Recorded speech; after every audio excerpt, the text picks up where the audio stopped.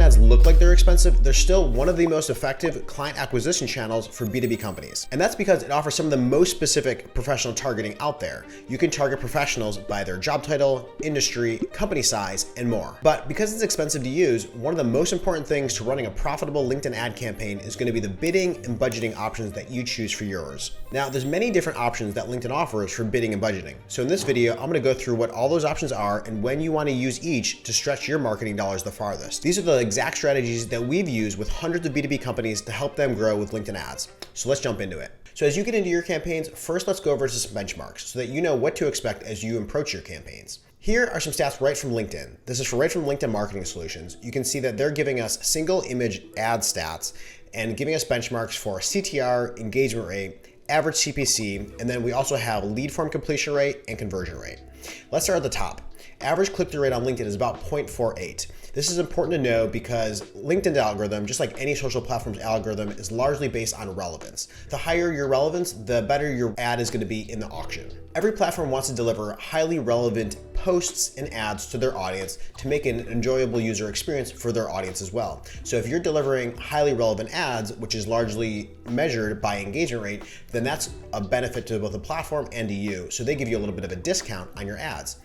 That said, if your engagement rate is lower than the benchmark, then they're going to charge you a premium to reach that same audience. So engagement rate is very important going into your ad campaign as one optimization step. So if you're seeing a low engagement rate on your ads, you'll want to get that up so that you can get better ad costs, which then help all of your campaign metrics. And it's important to distinguish here between CTR, which is just click-through rate, and then engagement rate. Every different ad type and objective has a different CTR definition on LinkedIn, and the algorithm really is measuring based on engagement rate. So that's a different metric. That is 0.57. So you want to be above that standard engagement rate so that you get a cost benefit. If you're below that engagement rate, you'll have to pay a premium. Engagement rate doesn't consider just click-throughs, it also considers things like likes, comments, clicks to the read more button, and all those different things that mean someone's engaging with the ad. All those positive signs to LinkedIn. The next thing is the average CPC on LinkedIn. On here, it says $8 to $10, and actually in the US for a mid-level manager, I'd say it's a little bit higher than that. I'd say for a mid-level manager in the US, you're probably gonna pay about $10 to $15 per click. Now, that's a big range, and there's a lot that's gonna be dependent on, but we're gonna go over all that in this video so you'll understand why that range is there. All right, so that's some benchmarks to get you started. Let's jump into the interface and we'll walk through the different objectives, the different ad types, and we'll talk about all the different implications of each so that you can make the right decision for your campaigns and stretch your ad dollars further. Let's start by talking about objectives. In LinkedIn, you're first gonna select a campaign objective when you're setting up your campaigns. Let's walk through all these and I'll talk about how they affect your costs. The first one is brand awareness. This is going to optimize your campaign for the maximum reach. That's how the campaign is going to optimize itself, is for reach. You actually do not have cost controls available when you use brand awareness, so this can be a more expensive option. The benefit of brand awareness is it can reach more people, so if you're looking to just expand your reach, this is often your best option, but it's not the best option for costs. So let's move on to website visits. Website visits is just like it sounds. It's going to optimize for clicks to your website. You're going to pay for every click on a link or to your company page, and you're going to bid exactly on that click and that click only, clicks to your website or to your company page. You're not going to pay for engagements like likes or comments or the read more button. So website visits, that's the objective that I tend to use the most often because I find it's the best for just getting traffic to my website and then converting that traffic from there. Next, let's talk about lead generation. This is when your campaigns and your ads use the LinkedIn lead gen forms. So in a very similar way, this will only charge you for clicks that click to open the lead gen form or clicks to a URL or clicks to your company page. But it's not going to charge you for clicks that are likes or the read more button. So this is another very common objective that I like to use. Next, let's talk about website conversions. This objective sounds great because, of course, we all want conversions on our website, but it's important to know that LinkedIn's going to charge you a premium because it's trying to pick for you the most premium traffic that's most likely to convert on your website. When you think about the broad audience on LinkedIn, it knows who are the people who most commonly take actions and convert on across all other campaigns that are happening on LinkedIn. So this is a very premium audience because they know that these are the people taking action. So if you want to optimize your campaigns for conversions, conversions, you'll use that objective, but it's going to charge you a premium on all those clicks. It charges you in the same way that website visits works. So any click to a URL or your company page, you'll be charged for that click. You won't be charged to read more or the like button, but know that it's going to charge you a premium on top of those website visits clicks. So it charges you even more the website visits. But the thing that I've been finding is that website conversions, LinkedIn doesn't have as much data, and there's just not as much activity data on LinkedIn. So I don't often find too much of a bump from using website conversions. I'll use website conversions for very high spending and very big audiences. But for your average smaller audience, average smaller spender, I recommend starting with website visits because LinkedIn's website conversions aren't going to get you much of a benefit on the conversion side. All right, the next one I'll talk about is the engagement objective. This one I basically only use if I'm running thought leader ads on LinkedIn. When you're running thought leader ads, you have to either choose brand awareness or engagement. So for the same reasons I mentioned, brand awareness gets you the most reach, but you have no cost controls over it. The benefit of thought leader ads is that you can bid very low due to their super high engagement. We'll talk a lot more about that in a second. But for thought leader ads, I like to use the engagement objective because I do have cost controls on. I can give it a specific bid price and then squeeze the most clicks out of that budget. Next is video views. These allow you to bid on a cost per view unit, but it's important to know LinkedIn considers a view anything that's just a 2-second view. That's considered a view. So that is kind of short. So I don't tend to like that as much. I'll use video views when I want to optimize for the most watch time out there, but often I also want my video to be driving traffic or interest to my website. So most often I'm going to use my videos in a website visits campaign. All right, so those are the most common objectives and how they affect your bidding. Next, let's talk about ad formats. So when you have your single image ads, that's kind of your standard ad format that most people use. That's going to be your image ad in the newsfeed. You're going to pay for clicks depending on the objective, but usually they're going to click on the image itself and then they're going to go on to see your URL, or they're going to open up the lead form when you click on that. That one's pretty standard. Let's next move on to carousel images. This is when you have a few different tiles in a row and then somebody can swipe through those tiles. You're gonna pay for those when somebody clicks on each one of those tiles. An interesting nuance here is that you're gonna pay for each unique URL that somebody clicks to. So if you have different URLs in each of those tiles, you could potentially pay twice if somebody clicks on both of those tiles in one ad. I don't like that, having to pay twice for one ad potentially. So that's one thing about carousel images. I'm either always sure to use the same URL across all of them, or I tend to use document ads even more commonly than carousel images. Next is video. So this is going to depend on which campaign objective you're using when you're choosing video. If you're using website visits, you're going to pay when somebody clicks on that URL to go to the website or open up the lead form, but you're also going to pay for plays or pauses to your video. And that can be very common. So I do find that video can be more expensive because a lot of times people are clicking to play or pause the video. You might also be using video in the video views objective. With the video views objective, you're usually bidding on a cost per view basis, but keep in mind, again, that those are 2-second views. From there, we're on to text ads. Text ads are the little ads that show up in the right-hand rail on LinkedIn. Again, for those, you're gonna pay on every click. So every click that somebody makes that goes to your website, you're gonna pay for each one of those clicks.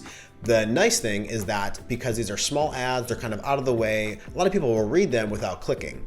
And all those impressions that don't end up in a click are all free ads for you. So the overall CPM does tend to be very good on these ad units. Same thing with spotlight ads. These are the slightly bigger ones on the right-hand rail column that will usually put your company's logo next to somebody else's picture, the viewer's picture. But again, because these don't get a ton of clicks, all those impressions without clicks are free. So you end up getting a lot of free impressions out of these and very low CPMs. Next are message and conversation ads. For these, you're gonna pay on a cost per send basis. So every time this message ad is sent to somebody, the nice thing is this is only gonna send when someone's on LinkedIn. So it's gonna show up in their inbox or it's gonna pop up on their desktop unit. So it's gonna get in front of them in some way. But the downside is not all of them get opened, not all of them really get read. So you are gonna pay on a cost per send basis for every single one of those sends. Next is the event ads. These are going to operate similar to your image ad, where every click that goes to the event or to your company page, you're going to pay for those clicks. Lastly is the document ad format. This will again depend on which objective you use. If you're using an engagement objective, you'll pay for every swipe. But if you're using website visits or lead generation, you'll only pay for that click to a URL to open up the lead form or to your company page. So take all that and digest it and figure out what's going to be the most cost-efficient format, and also feel free to test them. I'll say very often I'll start with single image, video, and then I like to use text and dynamic ads because they're cheap and get a lot of impressions. Message ads are for a very direct invite style of offer because they can be expensive to use. I want to make sure I use it on the warmest traffic. So that's ad formats. All right, next I gotta mention the LAN here. The LAN is the LinkedIn Audience Network. This is when you run your LinkedIn ads on third-party websites such as the Wall Street Journal, New York Times, and a whole bunch of other third-party placements like that. The benefit of the LAN is it tends to be very cheap ad space because it's on these third-party networks and there's a lot less competition on there compared to the very competitive LinkedIn newsfeed. So you get a lot cheaper ad costs. Performance on there can be mixed. A lot of people say it could be bot traffic, and we don't tend to be high converting traffic. So you'll have to test it for yourself, but usually I recommend keep the LAN off. But that said, if you're looking just for a cheap way to get cheap impressions, you might use this to a retargeting audience when you just want to get some more logo impressions to your audience, even when they're off LinkedIn. All right, so next let's jump to the actual budgeting section that you'll see here. When you get here, you'll see that you have a couple options. You can set a daily budget, you can set a lifetime budget, or you can set both a daily and a lifetime budget. Most often I'm using set a daily budget because it's just the simplest to manage and it gives me the most control. That said, if I know I have a very specific lifetime budget and I have a long enough duration to manage it, sometimes I'll select the lifetime budget. The benefit of using a lifetime budget is LinkedIn can find and spend during cheaper periods. But that said, you'll have to monitor it more often because you might end up not spending at all on certain days, or might pop in like a week or a month later to find out that your campaign has barely spent anything or it's spent all of its budget already. So for the most consistency, I do like to use the daily budget option. But that said, if you know your specific lifetime budget or have a long enough duration to go over and you can check in your campaign a lot, you can get some benefits with lifetime budget. It's important to know that when you set a daily budget in LinkedIn, what it's really going to do is try to average your daily spend to that budget over a 7-day period. And the reason why I mention that is because on any given day, LinkedIn can spend up to 2x the daily budget that you're setting here. So if you're setting $150 a day here, it can spend $300 on any given day, but it's gonna average to $150 per day over a 7-day period. If you're changing your budget daily or lowering it on the weekends or raising it during the week, then that resets the schedule, so you might find yourself overspending more often. Another thing to consider when you're setting your budgets regularly is the regular traffic patterns on LinkedIn. It's important to know that during the work week is when LinkedIn gets the most traffic, and especially Tuesday, Wednesday, Thursday are the busiest days on LinkedIn. So that when the traffic's the highest, that's also the cheapest, that making weekends more expensive to spend on. You can kind of keep that in mind. Most people will keep their daily budget set and and let them run over the weekends. But if you do have the time and capabilities to do that optimization, you might lower your budget going into the weekend and then raise it coming back into the week to serve that traffic pattern. On a quarterly basis, it's also very interesting to know that towards the end of every quarter, we find that competition increases and ad costs increase. This is likely due to people getting busy at the end of the quarter, trying to finish their quarterly objectives. So people are busy, their heads down, they're not checking email as much, they're not on LinkedIn as much. So with less traffic, that makes that traffic cost more. At the same time, you have other marketing teams trying to push to spend their budget and trying to hit their quarterly goals. So there's a bigger demand for that same ad space. So we do see that competition increases at the end of the quarter due to that lower traffic and increased demand. So when costs increase, know to plan ahead for that. So we do like to front load our budgets both on a monthly and a quarterly basis to take advantage of the best cost optimizations that way. All right, so next we're going to talk about the bidding section here. This is where you have the most control over how much your campaign is going to spend for every click or every interaction. As you get down to this section, you'll see that there's an optimization goal section, and this is dependent on what objective that you choose for your LinkedIn campaigns. You can click change here if you ever want to change this optimization goal. Most of them will also let you optimize for impressions. I have website visits selected here, so I have the landing page clicks on by default. If I ever wanted to optimize for impressions, this would get me cheaper costs on an impression level, but usually fewer clicks. I can choose that to change my optimization goal. You can see that the bidding options change when I do that. So let's jump back to landing page clicks and start here. Next, we have the bidding strategy section down here. You'll notice by default is maximum delivery. This is the default option when you're setting up your campaigns, but what this means is that LinkedIn's gonna ensure maximum delivery. They're gonna ensure you spend your budget in full, and it's gonna automatically adjust your bid to do so.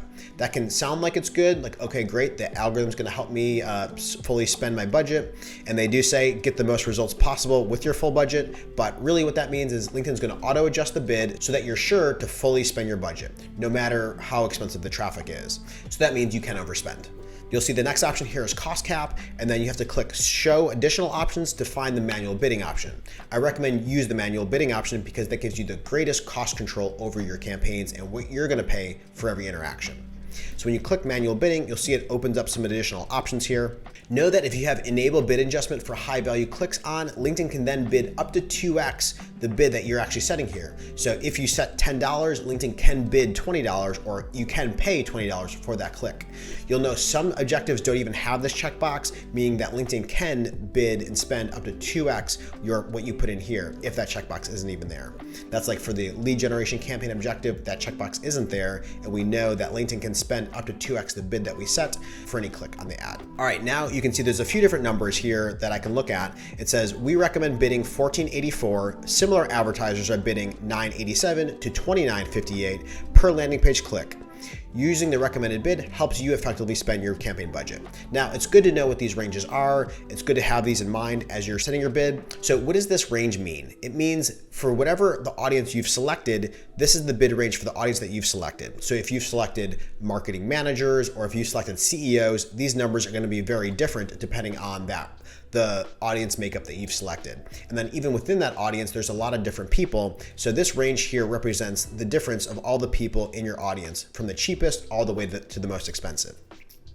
So you're targeting marketing leaders at tech companies. If you go after the VP of marketing at a big tech company, that's gonna be more expensive than a marketing manager at a small startup. Now, another thing to consider with these ranges is back to those engagement rates that I was talking about. If your ads are achieving a higher engagement rate than LinkedIn's average, you're gonna get a cost benefit. If your engagement rate is lower, then you're gonna pay a cost premium to reach that same traffic. And that plays into this range here. So if your ads are right at the average engagement rate, you're probably gonna have to bid this recommended amount. If your ads are above the benchmark engagement rate, then you can bid lower. Now, with a well-targeted campaign and well-designed ads, we can usually beat the benchmarks by a good portion, allowing us to get a lot cost benefits on LinkedIn and stretch our ad dollars even further. So what I like to do to start is, knowing I have a well-targeted audience and well-designed ads, I'm gonna bid lower than this range to see if I can squeeze out better costs from the algorithm. So if the lower end of the range here is $9.87, I'm gonna bid about 20% lower than that, so I'm gonna put in 8. So if LinkedIn tells me the lower end of the range is $9.87, I'm gonna try going about 20% lower than that. If I run my campaign and it fully spends or even overspends for a few days, I'll know I can go even lower. So once I launch my campaign, I'll monitor those stats as it runs. If I am fully spending, then I'll continue to drop my bid. I might try 7, I might try 6, and keep going down until I see the algorithm stop spending. Then I know I'm bidding too low and I need to up it to get that traffic again. But I know I'm bidding most cost efficiently then, and I'm getting the absolute most traffic I can for my bid and for my budget. Now that said, if you see your traffic just kind of stop, your campaign stops spending, you'll need to come back in here and re-raise your bid. 7, 8. So it is a lot more work to do manual bidding, but it helps you stretch your ad dollars a lot farther. Now know that this is all dynamic. This is all based on the LinkedIn ad auction, which can change at any moment. Other advertisers might come onto the platform and have a big ad buy 1 month or 1 quarter. Similarly, traffic might increase or decrease due to holidays or weekends or anything like that. So these bid ranges will continue to shift as they do. So a bid that you might set today might not be the best bid to use tomorrow due to those traffic patterns. So it does require more management, but that time is well spent because you'll get a lot of cost benefit from your campaign. So here's what you want to look for when you're managing your campaign so that you can optimize your bids. As you're looking at your campaign data here, you'll want to see what is your average CTR of your campaigns, what's your CPC, and what is your bid at the moment. Sometimes you'll see that your effective CPC is lower than your bid. That might give you a sign that you can lower your bid even further. If the effective CPC you're getting is already lower than your bid, try lowering your bid to see if you can further lower it. And then sometimes if you see that your campaign is barely spent over the last few days, then that's a sign that you need to raise your bid, or there's another chance that your audience might be too small. You might need to expand your audience. Keep an eye on your CTRs. If you're seeing low CTRs, that's a sign that you might need to be bidding higher. If you're seeing very high CTRs, that's an opportunity to again lower your bid and get better costs. Sometimes I'll see that my effective CPC is higher than the bid that I'm setting it. I'm not usually concerned with that. That's actually a good thing because that means I'm bidding more cost efficiently and that the algorithm is having to stretch itself to reach that cost amount to be able to spend. Now, if I see my effective CPC is higher than my bid, that means I'm probably bidding cost efficiently. And I think about it like I'm giving LinkedIn rope to play with. And the more rope I give it, the further it can stretch itself. So I want to be careful not to give it too much rope or it's going to stretch its costs way too far. So I'm giving it just a little bit of rope to see if that's going to allow it to fully spend. If it does fully spend, I'm going to try pulling in the rope a little bit. If it's not spending enough, then I'm going to try to let the rope out a little bit. But if it's overspending, then that's another sign to pull it back in. So I think about it like that. I'm playing the auction game with LinkedIn to see how low can I bid, how cost efficient can I make my costs, so I'm getting the most from the budget that I'm setting. All right, so there you have it. That's everything that you need to know about bidding and budgeting on LinkedIn ads. Now, I know this is just one part to LinkedIn ads, and there's a whole lot of moving parts when you're running your campaigns, and sometimes it can feel overwhelming. So if you're a B2B founder or marketer and looking to use LinkedIn ads to generate leads and revenue for your company, then feel free to click the link below and schedule a call with me to talk further. On that call, I'll explain how we can help you build a profitable LinkedIn ad campaign that generates high quality leads and sales opportunities. Plus, we'll also see if we're a good fit to work together. So if that sounds interesting to you, then go ahead and click that link below and I'll talk to you soon.